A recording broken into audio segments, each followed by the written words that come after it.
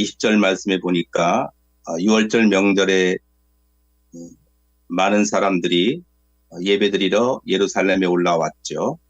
그 중에는 헬라인들도 있었습니다.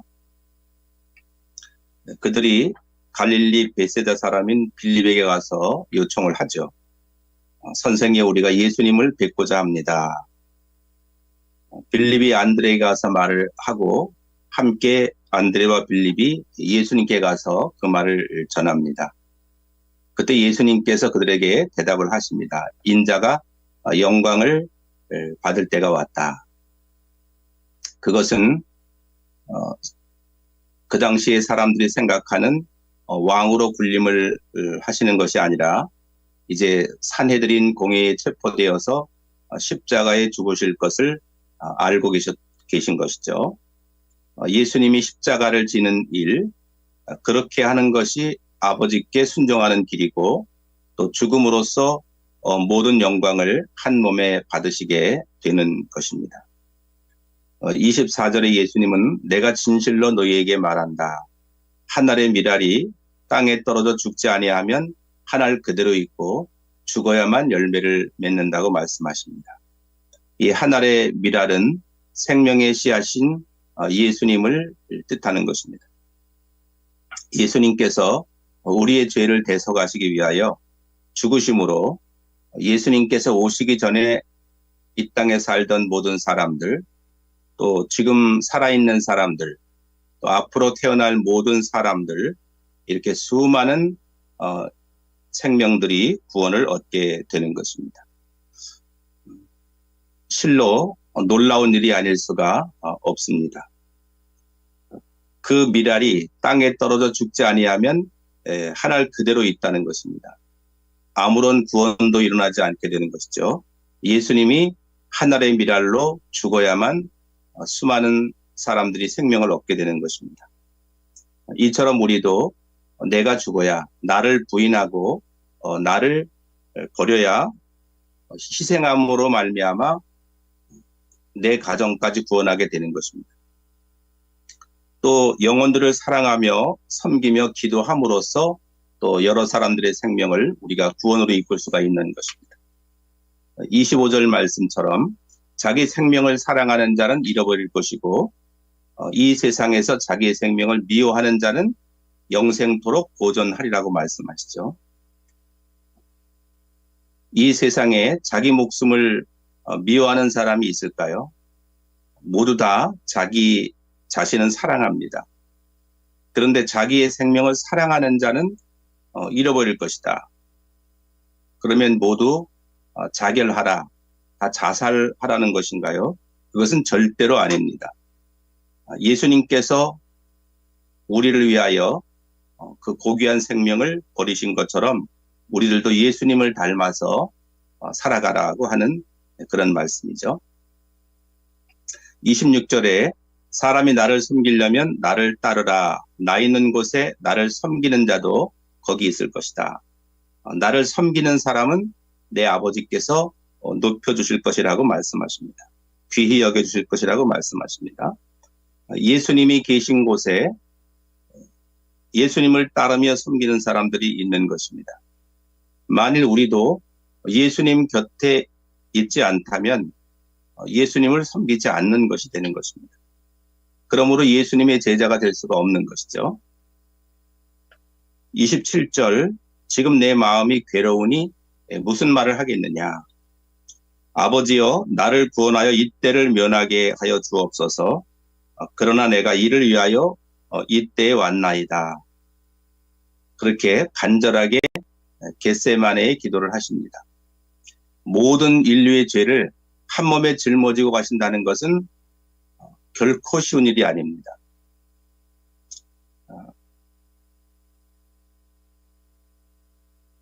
나 한 사람의 인생을 이제 살아가는 것도 쉬운 일이 아닌데 모든 인류의 죄를 위하여 죄의 짐을 짊어진다고 하는 것은 그 압박감, 그 부담감, 그 책임감이 얼마나 큰가를 우리가 알 수 있는 것입니다. 이렇게 예수님은 너무나도 괴로운 상태, 그야말로 죽게 된 그런 상태, 고민에 빠지셨습니다. 그때 예수님은 하나님 아버지께 기도를 드리는 것입니다. 이 때를 벗어나게 해달라고 마태복음 26장 39절에 조금 나아가사 얼굴을 땅에 대시고 엎드려 기도하여 이르시되 내 아버지여 만일 할만하시거든 이 잔을 내게서 지나가게 하옵소서. 그러나 나의 원대로 마시옵고 아버지의 원대로 하옵소서. 예수님은 눈물로 또 땀을 흘려서 애쓰고 힘써서 하나님 앞에 기도를 드리십니다.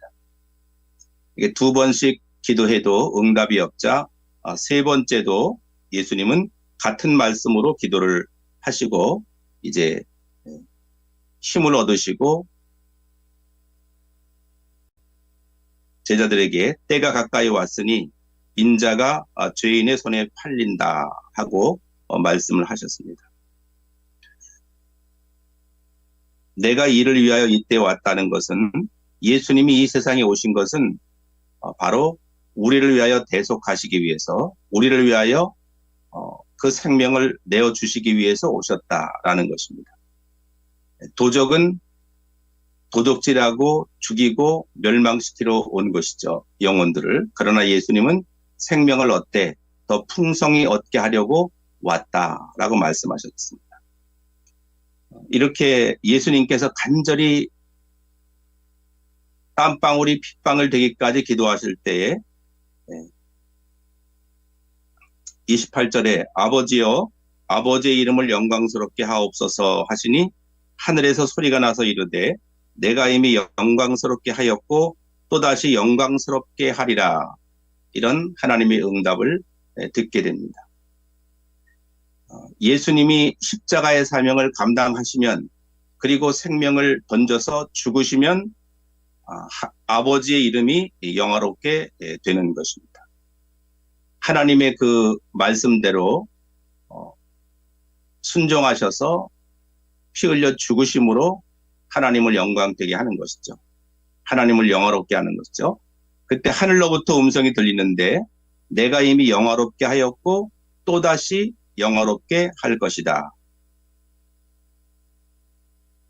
예수님이 죽으심으로 하나님의 뜻이 이루어지니까 하나님을 영화롭게 하는 그런 순종이 되는 것이고 또다시 영화롭게 한다는 것은 하나님께서 예수님이 돌아가신 지 3일 만에 또다시 죽음 가운데서 살리심으로 부활하게 하심으로 말미암아 또 영광을 받으시게 된다는 것입니다. 그래서 예수님의 그 십자가의 죽음이 하나님을 영광스럽게 하고 영화롭게 하고 죽음으로 영광스럽게 하고 또 부활을 하게 하심으로 하나님은 영화롭게 하신다는 것입니다. 그때 곁에 서서 들은 사람들은 이게 천둥 소리처럼 그렇게 들렸고 또 어떤 사람들은 천사가 그렇게 말을 하였다 이렇게 들리는 것입니다.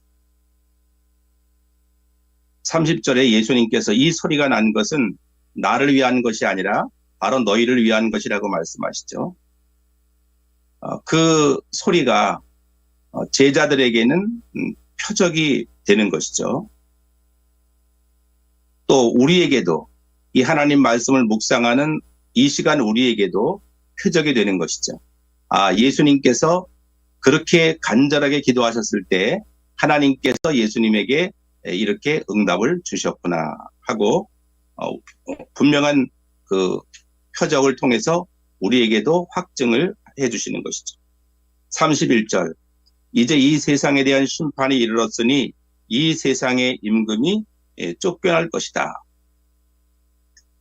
공중 권세를 잡고 있는 이 원수 마귀의 권세, 지금까지 왕 노릇하던 마귀의 권세는 이 멸망의 권세, 사망 권세, 죽음의 권세는 예수님의 십자가의 능력으로 말미암아 사라지게 된다라고 하는 것입니다.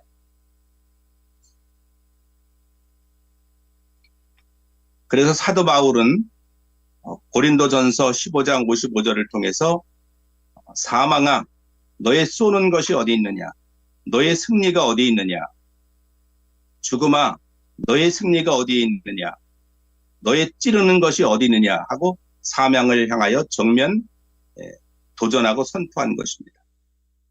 호세아서 13장 14절에도 내가 음부의 권세로부터 그들을 구할 것이며 사망으로부터 그들을 건져낼 것이다. 사망아, 내 재앙이 어디에 있느냐? 음부의 권세야, 내 멸망이 어디에 있느냐? 나는 너희를 불쌍히 여기지 않겠다.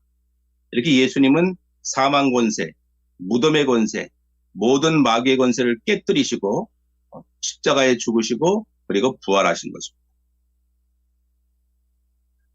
32절 말씀, 내가 땅에서 들리면 모든 사람을 내게로 이끌겠노라. 예수님이 십자가에 못 박혀 올라가심으로 모든 사람을 구원으로 이끌어내시는 것입니다. 지옥에서 천국으로 이끌어내시는 것이죠. 영원한 사망에서 생명으로 이끌어내시는 것이죠. 예수님이 십자가에서 운명하시는 순간 어떤 일이 벌어집니까? 성소와 지성소를 가로막고 있던 휘장이 위에서부터 아래로 찢어지는 역사가 나타나게 되는 것입니다. 그러므로 누구든지 예수의 이름을 의지해서 아버지께 나아갈 수가 있게 되는 것입니다. 이렇게 말씀하시는 것은 자기가 어떠한 죽음으로 죽을 것을 보이심이로라. 예수님께서 이 말씀을 하신 것은 예수님이 어떤 방식으로 죽을 것인가를 돌아가시기 전에 미리 보여주시는 것입니다. 우리가 한글 워드세스 이렇게 하다 보면 미리 보기가 있잖아요.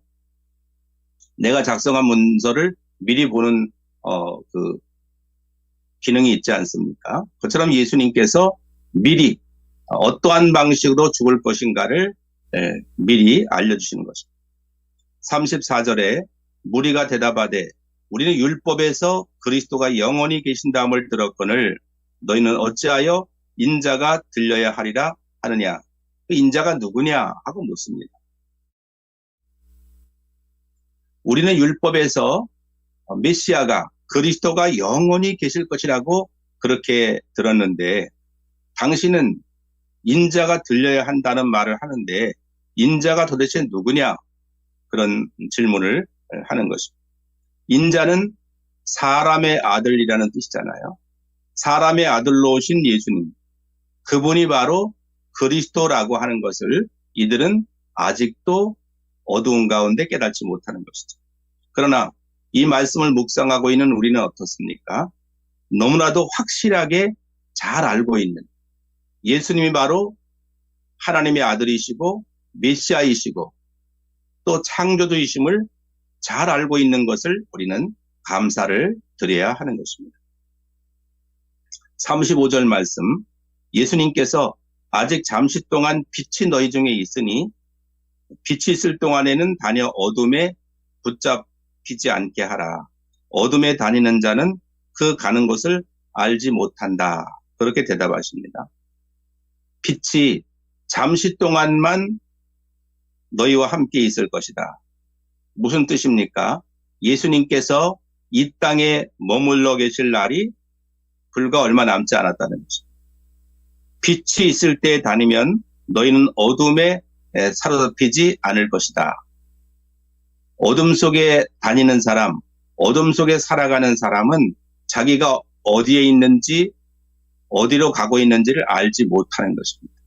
인생의 올바른 목적을 알지 못하고 평생 살다가 멸망으로 빠져들어가는 것입니다. 그러므로 우리는 늘 빛 대신 예수 그리스도 안에 살아가야 되는 것입니다. 그래서 어둠에 사로잡히지 말고 죄악 중에 살지 말고 광명한 가운데 살아가며 빛의 자녀의 삶을 살아가야 하는 것입니다. 36절, 너희에게 아직 빛이 있을 동안에 빛을 믿으라. 그래야면 빛의 아들이 되리라. 예수님께서 이 말씀을 하시고 그들을 떠나서 숨으셨다고 했습니다. 빛이 너희에게 있을 동안 빛을 믿으라. 예수님께서 내가 이 땅에 있을 동안에 너희들이 나를 믿으라. 그런 말씀이시죠. 그러면 너희들이 빛의 아들, 빛의 딸, 빛의 자녀가 될 것이다. 예수님을 믿는 자, 예수님을 영접하는 자만 빛의 아들이 되고 빛의 딸이 되고 빛의 자녀가 되는 것입니다. 예수님께서는 이 말씀을 하시고 그들을 떠나서 숨으셨습니다.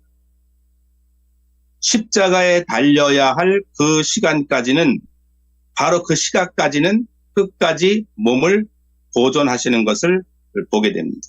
이렇게 예수님께서는 철저하게 하나님의 말씀 예언대로 오셔서 예언대로 살아가시고 예언대로 하나님의 말씀을 성취해 가시는 그 철저한 모습을 볼 수가 있는 것입니다. 오늘 말씀을 통해서 우리가 예수님을 더욱더 닮아가는, 내 생명보다는 많은 사람을 위해서 대속하신 예수님을 닮아서 영혼을 사랑하고 이웃을 사랑하고 예수님의 그 사명을 감당하는 우리 모두가 되기를 예수님의 이름으로 축원합니다.